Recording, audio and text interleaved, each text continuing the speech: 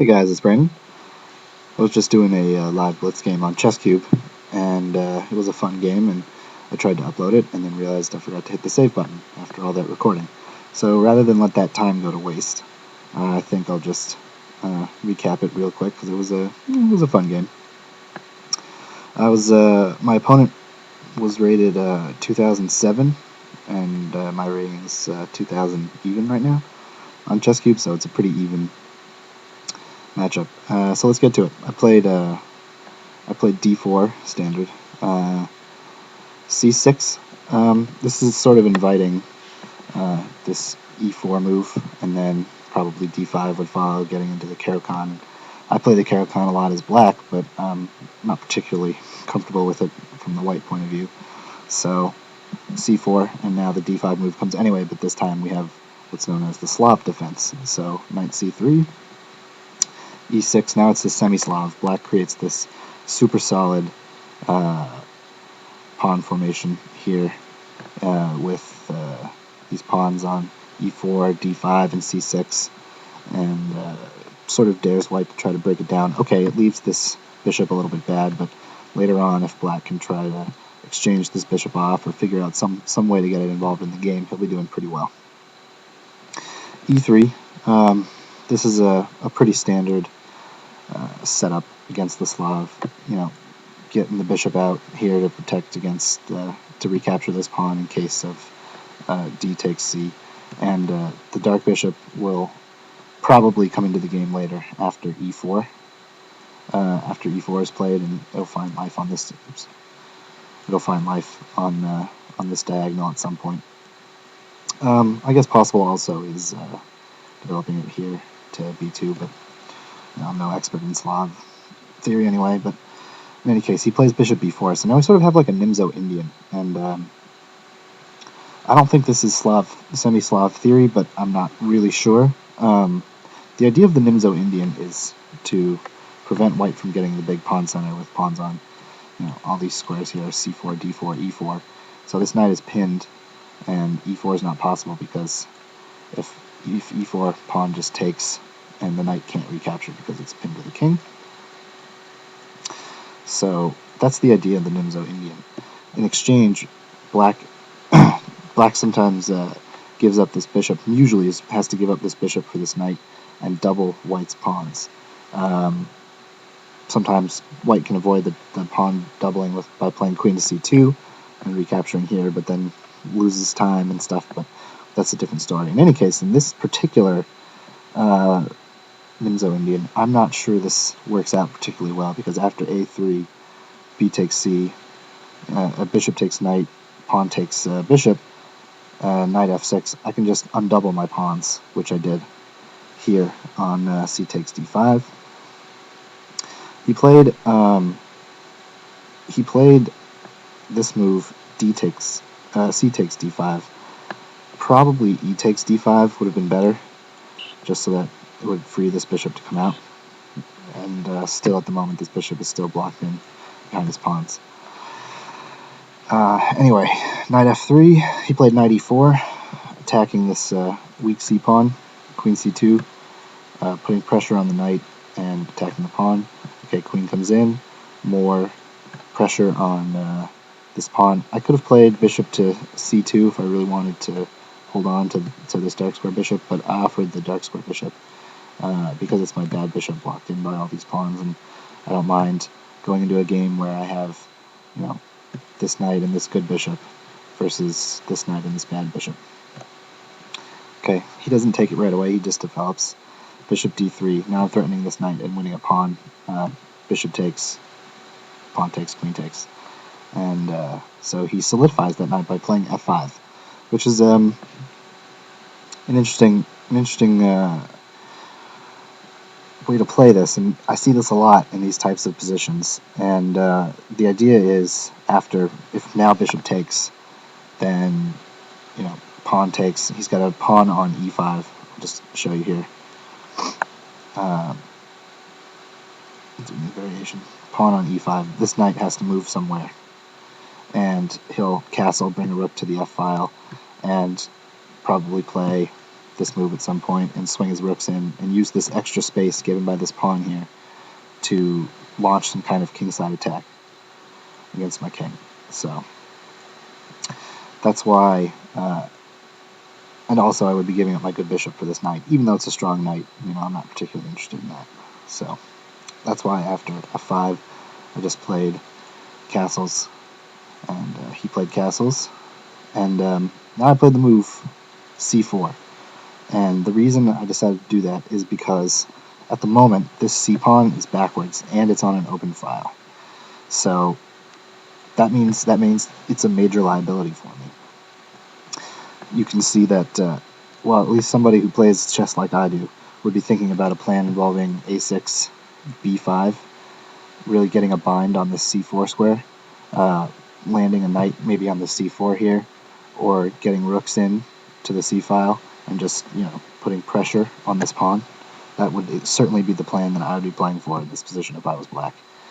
But knowing that, I would be playing that plan in this position, and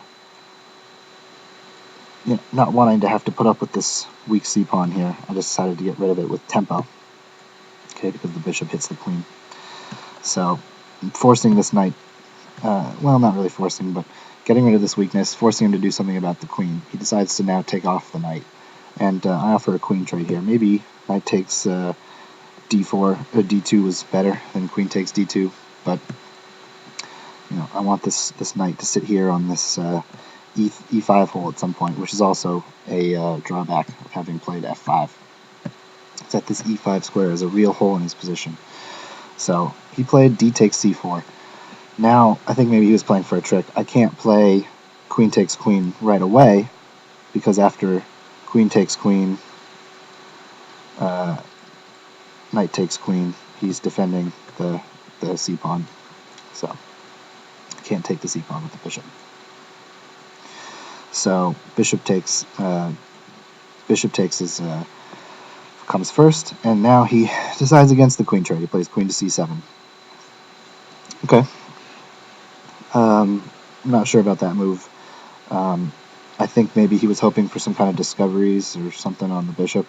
Okay, my bishop's unprotected, and unprotected pieces are tactical targets, and that comes into the game later on. So I just played rook f(c1), getting the rook on the open file, always good, lining it up also against his queen and protecting the bishop. So he doesn't want anything to do with that.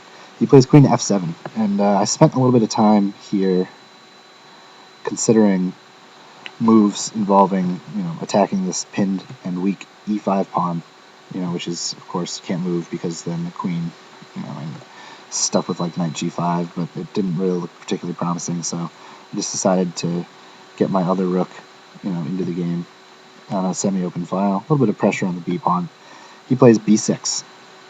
Okay, planning to get this bishop involved somehow on the long diagonal.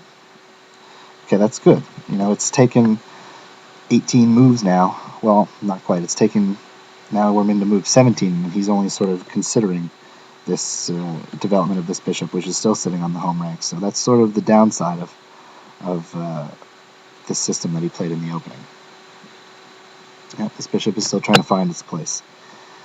Okay, bishop b5. I wanted this knight to move away from a square where it's watching over e5, because this is really the dream square for this knight to hop into. As I mentioned before, it's a hole, it blockades this weak pawn, and it just really causes a lot of problems for him in this position. I was even thinking, well, there's no way for him to protect the knight twice, since it's being hit by the rook and the bishop, but, I was even thinking at some point that I might consider giving up this light square bishop in order to have an eternal knight here on to e5. Just, for example, if you imagine this bishop is gone and this knight is gone, black would have no piece that could contest my knight here on e5. No pawns to push it away, and the only way he could get rid of it would be to exchange a rook or the queen for it. He would have no piece that could enter this e5 square, because his light square bishop, which would be his minor piece that's left, is on, of course, the light squares, and e5 is a dark square. Anyway, that's a tangent. He played knight a5. This is a real question mark of a move, if you ask me. You never ever want to put the knights on the rim. He only has one safe escape square, which is b7, and that's the square he wants to put his bishop to. These squares are covered, and this square, of course, is covered. So something to keep an eye on for him. I mean, this knight is sort of trapped in his position unless he's going to develop the bishop some other way. He maybe should have considered here something like development with bishop to d7. Try to trade off my awesome bishop for his one that's really doing nothing. But of course, I would have just moved away. I wouldn't have given up that bishop. Anyway, knight e5. So the part of my plan to try to chase this knight away from watching the e5 square comes in, and now I get this nice knight here on e5. He played queen f6. Okay, rook c3. I'm just preparing now to double rooks on the b file, which is the only fully open file on the board, and I'm going to soon have complete control of it. He played a6, chasing my bishop away, and I played here bishop e2 because I thought that his plan would probably be something involving bishop coming here to b7 and getting the queen onto the g file. These pieces hitting my sensitive g2 point, and I wanted to be able to play something like bishop to f3 or knight to f3 in order to defend against that threat. I can't see really anything else constructive for his bishop to be doing, so that's what I assumed his plan would be. Anyway, he played rook d8. This is a little tactical trick.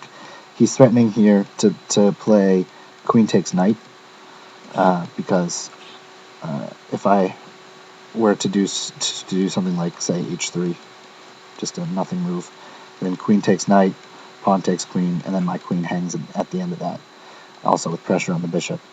So, little tactical trick. Generally, if you see a rook line up against your queen in any, like on a file or even a rank, it's generally a good idea to just move the queen out of the way, if as soon as possible, even if you don't see a concrete threat.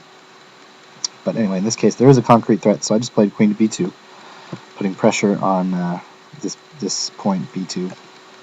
He played b5 just to protect it, close down for my pieces on here. And now I played rook to c1, just coming up with my doubling plan and trying to get to the 7th rank, which is always positive for the rooks. And now he plays a serious blunder. He played bishop to b7. Okay, trying to get his counterplay, on the long diagonal with the queen and the bishop, as we talked about before. The problem is he's cut off his knight's only escape square. And as I've said before, unprotected pieces are tactical targets. So, what's the move now? Queen b4. This move wins a piece immediately. And there's a couple ways. Okay, first of all, the knight's attacked. It has nowhere to go where it can be saved, except for here. But even here on c4, it can't be saved because of bishop takes c4, pawn takes, and then his bishop hangs, or even knight takes c4 is okay. So otherwise, it has no escape squares. Here it can't go. Here, of course, it just gets taken, and the bishop's covering is blocking his escape on b7. So one thing, sort of to keep in mind is that knights on the rim are dim for a reason. They have less flexibility. They cover fewer squares, but also it's tougher for them to get away when they get into trouble. So he played queen to g5, hoping for a cheap mate here on g2. Right, if I do nothing, he just plays queen takes g2 mate, protected by the bishop. But of course, bishop f3, threatening now. There's no way for him to hang on to this piece, because after bishop takes f3, knight takes f3, I'm hitting his queen, and now the knight hangs, which is what happened in the game. Another possibility is, I think, knight f3 here is possible. It's not as strong, and I didn't play it, even though I probably should have. Hitting the queen. If he moves the queen, of course, this knight falls. If he takes, then I take. Hitting this rook and this knight is also being attacked. So the best he can do is just go down the exchange. But I guess the way I played it was fine also after bishop to f3. Okay, he played bishop takes. What else? I'm just threatening to take the knight, and then the bishop's hanging anyway, so knight f3, queen has to move, knight takes. So the game is effectively over here. But I was in a little bit of time trouble at this point. I think he had like a minute and a half, and I had like 45 seconds. So he played on, just hoping to win on time. He played h5, just trying to drum up something on the king side, I think. Just something random. Not concerned particularly. Rook to the 7th. h4, now just h3. Just stopping this pawn from going anywhere. And there's really no way for him to attack with just a queen coming in. So queen e4 he played. Now I played queen b4. This maybe wasn't the most accurate, but I was in time trouble. I think I probably had 30 seconds left at this point, and I was just hoping to get in, queen coming in here to d7 and then an easy mate on on g7. It's one of those moves that you just sort of play when you're in time pressure, and there's no risk involved with it. It's not like it's losing or anything, but he defends against the queen entry here onto e8, e7. Now queen to e6, and just trying to get my pieces involved in the attack here. He plays rook a to d8, and of course I could have just taken here on a6, but I was again in time pressure, and I just wanted to eliminate counterplay after the queen trade. And I thought if he didn't accept the queen trade, then I would just play, queen to b7, and it would be mate pretty quickly. So he takes the queen off. Now I'm threatening the a pawn with the rook, and he's down. Let's see, 1, 2, 3, 4, 5, 6. 1, 2, 3, 4, 5, 6. So we're even on pawns. He's just down a minor piece. But I've got pressure. I've got domination of the only open file on the board. So what can he do really? He just plays sort of g6. These are just moves he's playing now. I probably have 20 seconds left in the game. Knight to e5, just getting the knight in, attacking this pawn, getting it on this awesome square that it's been having this for most of the second half of this game. g6, just getting the pawn out of the way. Okay, rook takes. Now threatening this pawn. He decides to protect it with the king, but he's leaving his king in a vulnerable position, as we'll see in a few minutes. Okay, threatening this pawn. He's trying to get some counterplay here against this pawn, but I have time to wait. There's no way for him to hang on to this one, so rook to c3, just protecting this pawn, and now this one falls. Okay. Now I noticed, which I didn't notice before, I thought I was going to lose this game on time, but I noticed that I could try to sneak in a mate with the rook on f7. If I got my rook to f7, this knight cuts off any escape squares, and he's blocked in by his pawns. And even if he moves some pawns to try to make some room for his king, I thought I could wrangle up a mate with like f4. So anyway, so now I'm threatening mate on this square. He plays the only defensive move as far as I can see. But now I think even if he plays this move here, g4, try to make room for his king to escape onto g5, then I can play stuff like f4 and mate, and I have enough time at this point. I think I had maybe like 15 seconds left, which is enough time to come up with some kind of mate. So anyway, the game's over. There's really nothing he can do to stop the mate. So he played rook takes a3, but this is mate in 2. After check, only move, rook takes, and now rook check again, where the rook cuts off the escape squares.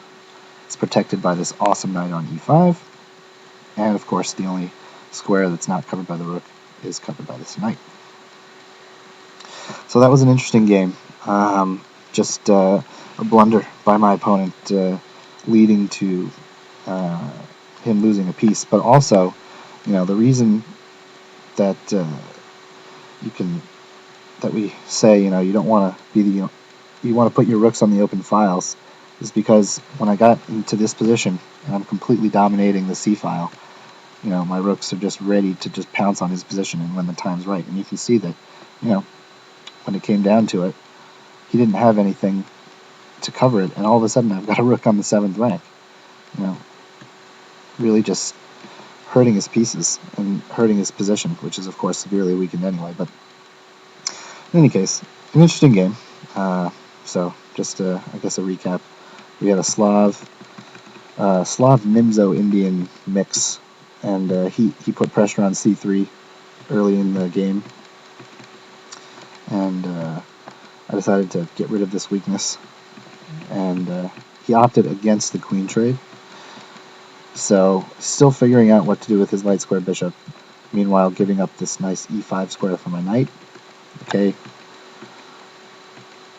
bishop back here on e2 to prevent counterplay, seizing control of the b file, and now of course the fatal blunder, bishop b7 falls prey to queen b4.